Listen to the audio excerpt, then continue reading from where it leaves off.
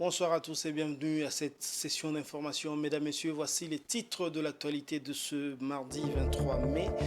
Le président de la République, Félix Tshisekedi, s'est envolé pour la Chine. Le chef de l'État congolais aura un séjour de 4 jours. Dans son agenda, il est prévu un tête-à-tête avec son homologue chinois Xi Jinping. Plusieurs accords devraient être signés. Voici tout pour les titres. Bonsoir à tous. D'abord, cette information. Le président du parti Ensemble pour la République, Moïse Katumbi, l'un de 4 leaders de l'opposition dont la marche a connu des anicroches samedi dernier, a été bloqué l'avant-midi à Mitendi par la police. Il lui a été interdit de faire son voyage, faute d'autorisation d'entrée dans la province du Congo central. Au-delà des réactions que cette interdiction a suscitées, disons qu'en même temps, le gouverneur du Congo central, Guy Bandou, est rappelé à Kinshasa en urgence par le vice-premier ministre en charge de l'Intérieur et Sécurité pour de consultations. Je l'ai annoncé en titre, le président de la République, Félix Tshisekedi, a quitté Kinshasa ce mardi pour une visite d'État de 4 jours en République populaire de Chine. Cette première visite d'État du président Tshisekedi sera marquée par la rencontre en tête-à-tête le 26 mai prochain à Pékin avec son homologue chinois Xi Jinping. En toile de fond, entre autres, il s'agira de renforcer la coopération sino-congolaise, mais également remettre sur le tapis le fameux contrat chinois signé en 2008. Rachel Missinga. Invité par les officiels chinois, le président Félix Tshisekedi entend échanger avec son homologue sur la redynamisation des relations bilatérales sino-congolaises. Nous voulons un partenariat d'État à État. Nous souhaitons retrouver cette Chine qui a laissé de traces indéniables au Congo avec les palais du peuple, le stade des martyrs et tant d'autres, a lancé un membre de la délégation présidentielle congolaise au moment de quitter Kinshasa. À l'occasion du 50e anniversaire de la normalisation des relations diplomatiques sino-congolaises en novembre 2022, le président Tshisekedi avait dans un entretien téléphonique avec le président Xi Jinping salué les relations bilatérales tout en évoquant sa détermination d'approfondir sans cesse l'amitié traditionnelle entre les deux pays et à promouvoir les partenariats stratégiques RDC-Chine pour obtenir de nouveaux résultats dans l'intérêt des deux peuples. Pour sa première visite d'État en Chine, le président Tshisekedi a un agenda très chargé. Outre le haut dirigeant chinois, le président Félix Tshisekedi va consacrer un peu plus de temps pour des échanges économiques avec le monde des affaires. Après Pékin, le président Félix Tshisekedi est attendu à Shanghai, Hong Kong et Shenzhen. Lors de cette première étape, le président de la République démocratique du Congo devrait rencontrer les entrepreneurs chinois dont les géants de la téléphonie Huawei. Il est prévu la signature d'un accord de coopération entre la RDC à travers les ministères des numériques et la Chine Huawei. La présence de membres du cabinet du chef de l'État et de près de 6 membres du gouvernement central présage de la diversité de dossiers à traiter en Chine. Le vice-premier ministre de la Défense, Jean-Pierre Mbemba, le VPM des Affaires étrangères, Christophe Lutundula, la ministre d'État à l'Environnement, Eve Bazaïba, les ministres des Finances, Nicolas Kazadi, la ministre de Mines, Antoinette Samba, les ministres du Numérique, Eberande Kolongele et les ministres de Communication et Médias, Patrick Mouyaya, sont dans la suite du président Tshisekedi. Quelques membres du gouvernement congolais sont déjà à pied d'œuvre en Chine pour la signature des accords, mais également la renégociation du contrat chinois signé en 2008 et dont le clause s'avère aujourd'hui défavorable pour la partie congolaise. Et pour baliser la voie avant l'arrivée du président Tshisekedi, la ministre de Mines Antoinette Samba a déjà rencontré des patrons miniers chinois dont Sum Ruiwen de Kmokotenkefongurume Mining. Au menu des échanges, l'exploitation du nickel au Kasaï, mais aussi le 0,3% des chiffres d'affaires des entreprises minières garantis par la loi et réservés aux communautés locales. Cette prescription légale, jusqu'ici non exécutée par ce dernier. Suivez la ministre Antoinette Samba dans cet élément réalisé par Jojo Moulamba. Il y a 51 ans, la République démocratique du Congo et la Chine avaient déjà signé un protocole d'accord à l'époque où nous avions mutualisé, on s'était décidé de mutualiser comme nous étions tous dans la précarité autrefois. Mais bon, la Chine a eu une avance, une longueur d'avance, parce qu'aujourd'hui, tout passe par la Chine. Nous avons identifié des domaines d'intervention dont nous voudrons voir la Chine nous accompagner. Nous avons parlé de l'exploration, l'exploitation et puis la transformation localement. Et vous êtes déjà une entreprise minière qui exerce, qui opère déjà en République démocratique du Congo. Donc je souhaiterais que nous puissions continuer à communiquer ensemble pour que le projet à venir puisse être établi d'abord avec ceux qui sont déjà opérationnels. En République démocratique du Congo, les restes sont verts. Oui, mais je vous inviterai à venir aussi investir dans le nickel au Congo, comme vous avez déjà exploité une mine de nickel. Amener la même expérience chez nous. Nous avons du nickel aussi au Congo, dans le Kassai. Le développement, c'est une question de volonté politique. Et jusque-là, la République démocratique du Congo n'a pas eu cette chance. Et aujourd'hui, et toujours dans le secteur minier, le conseil d'administration de l'initiative pour la transparence dans le secteur des ressources naturelles a approuvé à Oslo en Norvège la norme ITIE 2023.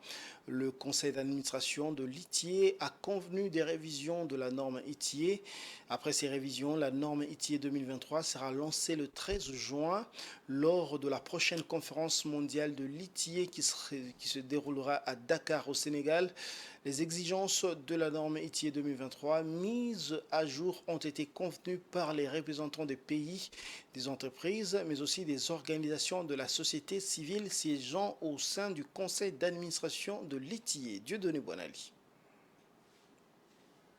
Le conseil d'administration de l'initiative pour la transparence dans les secteurs des ressources naturelles, ITIE en sigle, a approuvé ce mardi 23 mai 2023 à Oslo, capitale de la Norvège, où se trouve son secrétariat général, la norme ITIE 2023. En effet, le conseil d'administration de l'initiative pour la transparence dans les industries extractives a convenu des révisions de la norme ITIE. Après ces révisions, la norme ITIE 2023 sera lancée le 13 juin lors de la prochaine conférence mondiale de l'ITIE qui se déroulera à Dakar, capitale du Sénégal. Les exigences de la norme ITIE 2023 mises à jour ont été convenues par les représentants des pays, des entreprises et des organisations de la société civile siégeant au conseil d'administration de l'ITIE. La norme ITIE 2023 vient ainsi renforcer les divulgations ITIE et les exigences en matière de gouvernance visant à améliorer la compréhension de l'impact de la transition énergétique, de faire face aux risques de corruption, de promouvoir l'équité des genres et renforcer le recouvrement des recettes. Depuis son introduction en 2013, la norme ITIE a évolué grâce à des innovations au niveau des pays et des entreprises. Le processus d'amélioration de la norme ITIE 2023 a été étayé par une large consultation. Il s'est appuyé sur les enseignements tirés des 10 années passées de mise en œuvre pour identifier les données qui sont les plus pertinentes et opportunes pour éclairer les politiques et les débats publics. Il s'est de noter que la norme ITIE ainsi révisée ouvre la voie au développement d'une approche allégée en matière de déclaration des revenus et des paiements visant à maîtriser les coûts des rapportages en s'appuyant sur les enseignements tirés de l'adaptation de la déclaration ITIE pendant la pandémie de Covid-19.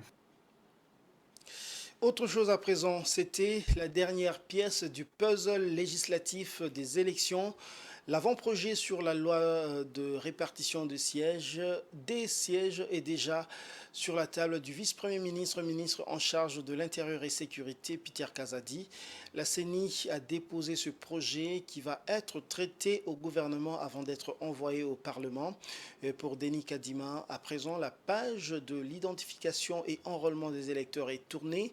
La commission électorale s'apprête à ouvrir la réception des candidatures. Ce sera la prochaine étape. Je vous laisse suivre Denis Kadima, président de la CENI. Nous sommes venus déposer l'avant-projet de loi sur la répartition des sièges au niveau national, au niveau provincial et local. Et c'est cela qui va nous amener droit dans la phase de réception des candidatures et traitement de ces mêmes candidatures. Donc on a déposé l'avant-projet pour que le vice-premier ministre l'amène au gouvernement qui à son tour va l'acheminer au Parlement afin qu'une loi soit adoptée dans ce sens-là. Après cette étape, en fait, nous venons de tourner la page de l'enrôlement des électeurs. On connaît maintenant le nombre de personnes inscrites sur la liste. Maintenant, la prochaine étape, dès qu'il y a la loi sur la répartition des sièges, nous allons convoquer l'électorat pour la députation nationale et plus tard, ça sera pour la députation provinciale et les élections locales. Et enfin, le 1er septembre, ça sera pour le président de la République. Donc nous sommes vraiment dans la logique de réception des candidatures. Il y aura après ça campagne et nous allons passer au scrutin. Donc il n'y a plus rien qui puisse nous arrêter. Nous sommes vraiment dans la ligne droite vers les élections. Quittons Kinshasa pour la province de l'Ituri où le gouvernorat militaire informe que 19 rebelles du groupe armé Force patriotique et intégrationnistes du Congo ont été arrêtés par les forces armées de la République démocratique du Congo et ils ont été ensuite présentés à l'administrateur militaire du territoire d'Irumu. Ces rebelles sont présumés auteurs de plusieurs cas de tuerie, kidnapping et vol à main armée. Jojo Moulamba. Ce sont les éléments du 3101 régiment de forces armées de la République démocratique du Congo basé en Irumu qui ont arrêté ces 19 miliciens de la force patriotique et intégrationniste du Congo, FPIC. Le milicien présumé auteur des exactions de la population, des viols et des vols en main armée. Après leur arrestation, ils ont été présentés à l'administrateur militaire d'Irumu qui s'est réjoui de la collaboration civilo-militaire. Ça a commencé ici. Ça sera aussi une leçon pour d'autres groupes. Si réellement tout le monde pouvait travailler comme ça, eh bien, il n'y aura plus de problèmes ici dans la province. Ayez confiance aux forces de défense et de sécurité, ayez confiance à votre justice et que les auteurs seront jugés et ils répondront de leurs actes. FPIC est l'un des groupes armés signataires de l'accord de paix de Nairobi initié par le commandant suprême des forces armées de la République démocratique du Congo, Félix Tshisekedi. Son porte-parole a réitéré l'engagement de cessation d'hostilité tout en soutenant que la justice doit faire son travail. Nous avons l'approche normale tels que les soucis des chefs de l'État de la République démocratique du Congo, son Excellence Félix Antoine Tshisekedi, restaurer la paix dans toutes les entités de la République démocratique du Congo. C'est pourquoi, quand il y a des désagréments dans nos entités, que ce soit de la part de nos éléments, nous sommes obligés de coopérer et remettre tout en ordre. Je crois que même la Bible l'a toujours souligné, que l'on récolte ce qu'on a sémé. Les forces armées de la République démocratique du Congo restent déterminées à rétablir et à maintenir la paix sur l'ensemble du territoire national en général et dans les suds d'Irumu en particulier où elles mènent les opérations conjointes contre les ADF et autres miliciens réfractaires au processus de paix.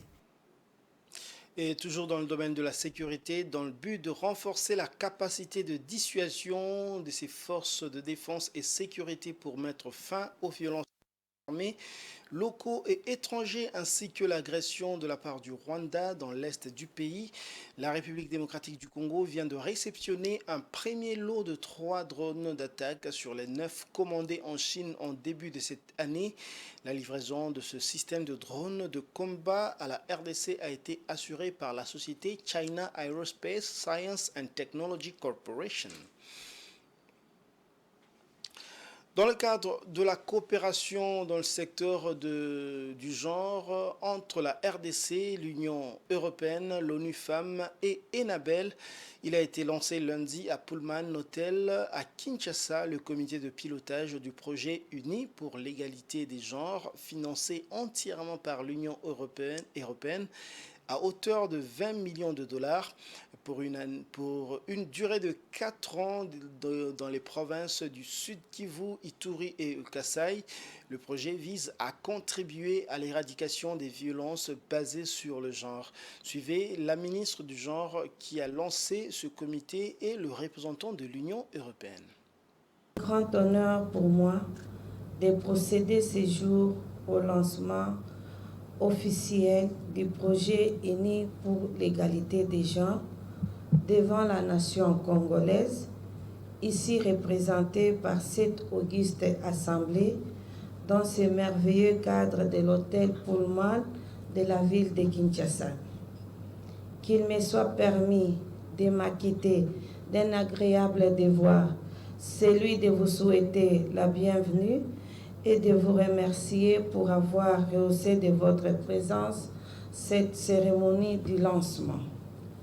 Mesdames et messieurs, ces projets tels que présentés respectivement par l'ONU Femmes et Annabelle est l'expression de la volonté commune des chefs d'État de la région des Grands Lacs, qui est seule de combattre à tout prix toute forme de violence basée sur les genres, la qualité, laquelle volonté a été matérialisée par le président de la République démocratique du Congo, chef de l'État, Félix Antoine Tshisekedi Tshilombo, à qui je rends mes hommages les plus déférents pour sa vision.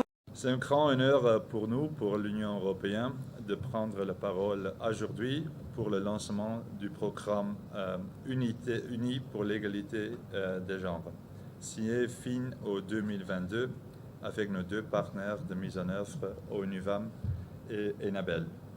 Ce programme a beaucoup d'importance pour nous, car il va dans le sens de multiples valeurs qui bâtissent le socle de l'Union européenne.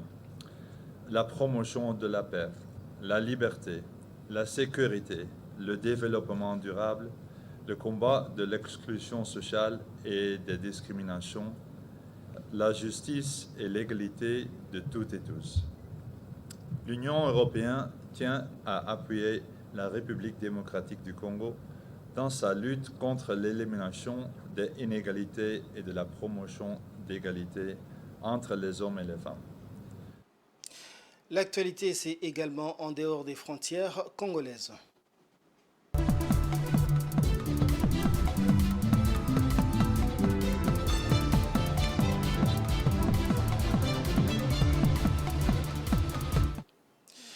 Au Gabon, le premier candidat de l'opposition à la présidentielle prévue cette année est connu. Il s'agit de l'ancienne ministre devenue opposante Paulette Missamo. Elle a été désignée candidate de l'Union nationale à la présidentielle lors d'un congrès organisé à Oyem dans le nord du Gabon. Au cœur de son projet de gouvernance, une répartition équitable de la richesse nationale. Edouard Funda. Paulette Missamo a été investie candidate de l'Union nationale pour challenger le président Ali Bongo lors du scrutin présidentiel prévu cette année au Gabon. À la tête de l'Union nationale depuis 2021, celle qui préside ce parti d'opposition radicale a reçu les quitus lors d'un congrès organisé à Oyem dans le nord du Gabon. Paulette Missamo, l'une des principales figures politiques du pays, nourrit à travers cette candidature l'ambition de construire un Gabon pour tous, solidaire, digne et respecté. Au cœur de son projet de gouvernance, les retraités, mais surtout une gestion parcimonieuse visant à garantir une répartition équitable des richesses nationales afin d'offrir le mieux-être à chaque citoyen. Ancienne ministre gabonaise de l'Éducation nationale sous le défunt président Omar Bongo, elle avait claqué la porte du parti au pouvoir, le PDG, en 2009 pour rejoindre l'opposition. L'opposition avait annoncé qu'elle se battait pour une candidature unique autour de la plateforme Alternance 2023 dont le pacte d'adoption a été signé le 3 janvier 2023. Les partis de l'opposition, les personnalités indépendantes et les organisations de la société civile engagées pour le changement. La candidature de Paulette Missamo qui jusqu'au mercredi 3 mai 2023 tenait les rênes de la dite plateforme laisse planer le spectre d'une opposition à ras dispersé à la présidentielle dont la date reste attendue. Pour l'heure, la bataille est à l'invite à l'inscription du maximum de personnes sur les listes électorales. Une opération d'enrôlement qui court jusqu'au 7 juin 2023. Le Mali et la Société internationale islamique de financement du commerce ont signé un accord cadre de 5 ans de près de 300 milliards de francs CFA. Paraphé en marge des assemblées annuelles du groupe de la Banque islamique de développement tenu à Jeddah en Arabie Saoudite. Cet accord vise à soutenir les secteurs de l'énergie, de la sécurité alimentaire et bien d'autres. Encore une fois, Edouard Funda.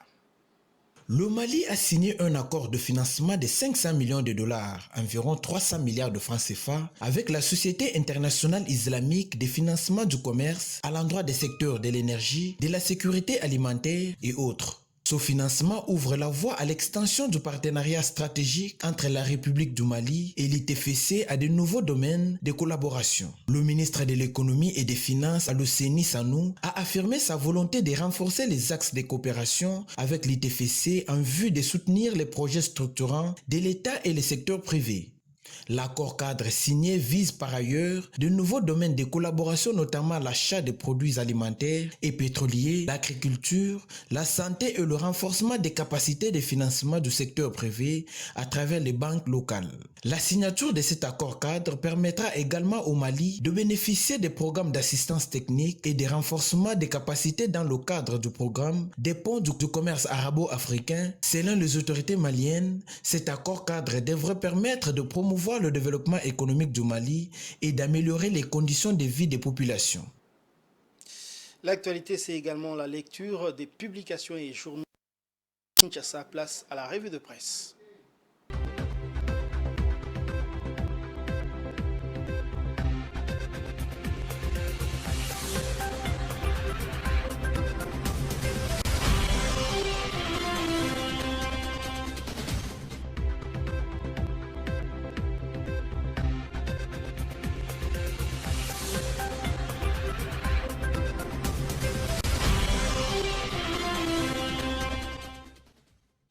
Madame, Monsieur, bienvenue à cette revue de presse des journaux Paris ce mercredi 3 mai 2023 dans la ville de Kinshasa. La journée mondiale de la liberté de la presse, la surfacturation de l'occupation des stades de Martyrs par l'Union sacrée de la nation, ainsi que l'interdiction du trafic commercial de véhicules congolais au Rwanda ont été à la vitrine des journaux Paris ce matin. Commençons par ces titres de Géopolis Hebdo qui écrit « Journée mondiale de la liberté de la presse ». Félix Tshisekedi réaffirme son attachement aux médias libres. Cette année 2023, la journée est placée sous les thèmes au niveau national, la liberté d'expression à l'épreuve de la situation sécuritaire en République démocratique du Congo, nouvelle loi sur la presse pour une nouvelle dynamique. Cette loi...